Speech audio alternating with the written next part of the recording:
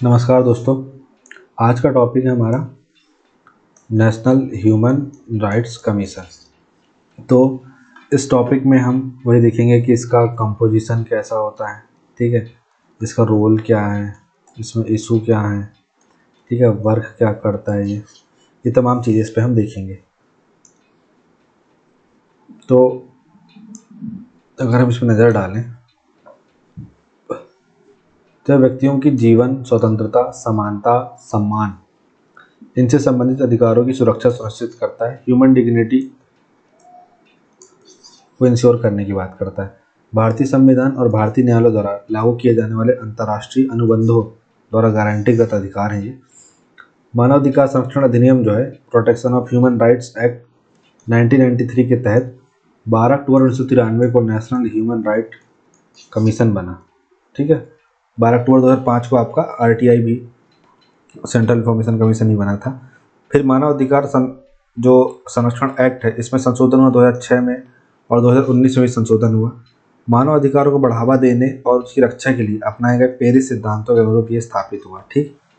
इसमें क्या होता है, एक अध्यक्ष होता है, इसके अलावा 5 पूर्णकालिक और 7 मानद मतलब पदेन सदस्य होते हैं, ठीक।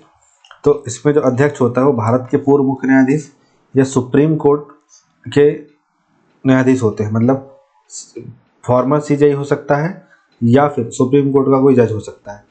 अपॉइंटमेंट और कार्यकाल इसका ऐसा है कि अध्यक्ष और सदस्यों की नियुक्ति राष्ट्रपति द्वारा एक 6 सदस्यीय समिति होती है, वो करती है, ठीक। फिर समिति में प्राइम मिनिस्टर, लोकसभा अध्यक्ष, राज्यसभा के उपसभापति, संसद के दोनों सदनों में विपक्ष के नेता, केंद्रीय गृह मंत्री, ये सब शामिल होते हैं। अध्यक्ष और सदस्य 3 साल की अवधि या 70 वर्ष की आयु तक पद पर बने रहते हैं। अब आप सोच रहे होंगे कि यार इतना ईजिली तरीके से ख़त्म कर दिए, लेकिन ऐसा होगा नहीं ना।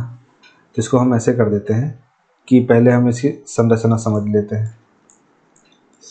क्या बोला इसने, 1 + 5 + 7, ठीक है। तो ये पहले 1 में आप क्या आ गया, आपका क्या, चेयरपर्सन, ठीक। चेयरपर्सन कौन हो गया, ये हो गया आपका फॉर्मर CJI और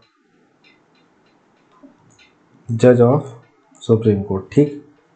इसके बाद ये जो 5 लोग हैं, इसमें जो पहला है ए, वो कौन है, सुप्रीम कोर्ट का जज, रिटायर्ड या वर्तमान।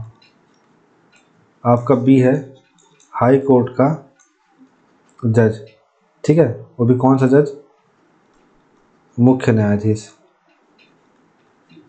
ठीक है, ये भी रिटायर्ड या वर्तमान, ठीक है। इसके अलावा आप देखिए इसमें 3 लोग होंगे, जिसमें से ये मतलब ह्यूमन राइट्स के ज्ञानचंद होंगे, और इन 3 में से एक जो है वो वुमेन होगी। तो 3, 2, 5, 1, 6, ये 1 + 5 हो गया। अभी जो 7 है, इसमें कौन होगा, national commission for schedule caste, national commission for schedule tribe, national commission for backward classes, ठीक, national commission for protection of child rights, national commission for women, ये 5 हो गए। फिर उसके बाद आपका माइनॉरिटी, ठीक, ये हो गया। इसके अलावा एक और होगा SC ST OBC, protection of child rights, national commission for women, तो 3 3 6 ये हो गया, और एक और एटसेट्रा कर देते हैं, तो उसको आगे देख लेंगे, ठीक, ये हो गया। इसके अलावा फिर इसमें क्या होगा, इनकी अपॉइंटमेंट होगी जो कि प्रेसिडेंट करेगा, लेकिन इसमें भी क्या होंगे, 1 + 5 मतलब 6 लोग होंगे। तो ये 1 कौन होगा, प्राइम मिनिस्टर। फिर इसके बाद आप लोकसभा में विपक्ष का नेता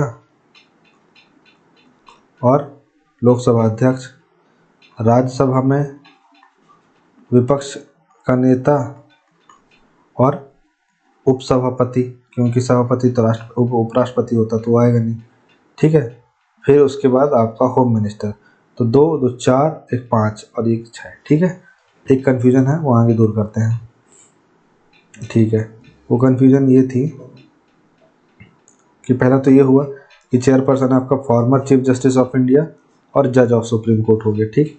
फिर 1 member who is or has been जज ऑफ द सुप्रीम कोर्ट, जो मतलब वर्तमान में है या रिटायर्ड हो चुका है।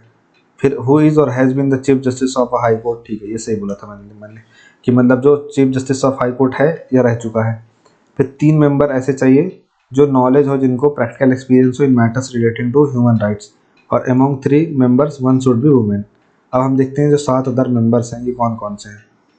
ठीक है भाई साहब, तो एक हो गया आपका नेशनल, 1 2 3 4 5 6 7, हाँ नेशनल कमीशन फॉर वुमेन हो गया, फिर नेशनल कमीशन फॉर एससी, फिर एसटी, फिर ओबीसी, ये 3 हो गए, और 4 5, एससी एसटी ओबीसी के 3 कमीशन, वुमेन्स का 1 कमीशन, फिर national commission for protection of child rights ये हो गए आपके 5, फिर नेशनल कमीशन फॉर माइनॉरिटी हो गए 6, और office of chief commissioner for persons with disabilities, ठीक है, जो दिव्यांग हैं, हैंडीकैप्ड है, उनके लिए है, डिसेबल्ड के लिए। तो ये 7 लोग हो गए। अब इन 7 लोगों का रोल क्या है? लेट्स सपोज ह्यूमन राइट्स में ऐसा मामला चल रहा है जो कि वुमेन के एक्सप्लॉयटेशन से रिलेटेड मैटर है, ठीक है, तो उसमें उस वाले में फिर नेशनल कमीशन फॉर वुमेन की महिला सदस्य चले जाएंगे, या फिर human rights plus schedule caste से जुड़ा है तो ये वाले चले जाएंगे। इस तरीके से इनकी अपॉइंटमेंट उसमें रहती है। ठीक, तो आई होप सो आपको ये क्लियर हो गया, और ये पूरा अच्छे तरीके से क्लियर होना चाहिए क्योंकि आज आती है कि संरचना लिखी है। तो क्या भूमिका और कार्य है? मानवाधिकार आयोग है तो मानवाधिकार की सुरक्षा करेगा। लोक सेवकों, सुरक्षा बलों, निजी संस्थानों द्वारा मानव अधिकारों के उल्लंघनों की शिकायतों की जांच करता है। फिर सलाहकार की भूमिका निभाता है। मानव अधिकारों को बढ़ावा देने के लिए कानून और नीतियों पर केंद्र और राज्य सरकारों को सलाह देता है। फिर जांच शक्तियाँ, मामलों की स्वतंत्र रूप से जांच कर सकता है, उन्हें सीबीआई, पुलिस जैसे अन्य अधिकारियों को संदर्भित कर सकता है। फिर निगरानी भूमिका, जेलों में कैदियों की स्थिति, हिरासत में मौतों और अन्य अधिकारों के उल्लंघन की निगरानी करता है। अनुसंधान और जागरूकता, रिसर्च करता है, मानवाधिकार शिक्षा को बढ़ावा देता है, लोगों में जागरूकता बढ़ाता है।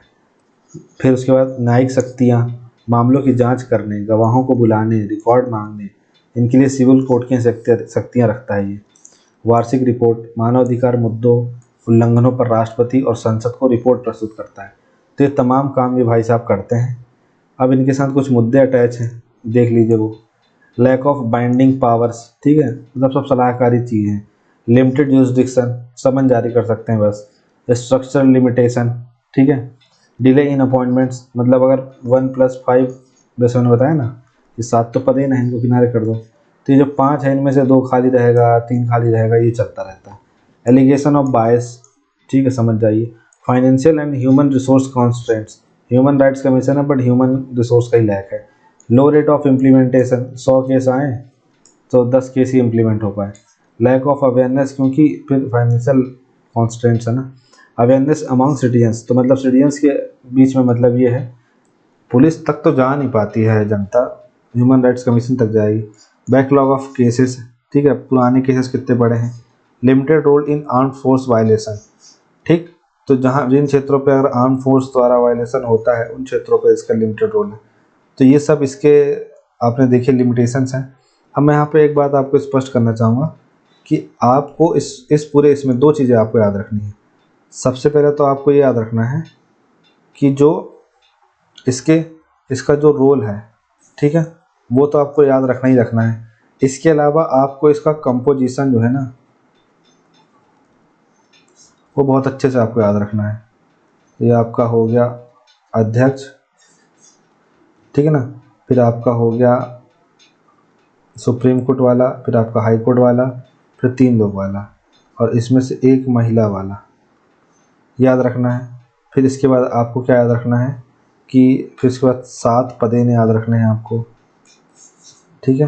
तो national commission for SC, ST, OBC, national commission for women, national commission for minorities, national commission for 3 2 5 हो गए, प्रोटेक्शन ऑफ चाइल्ड राइट्स।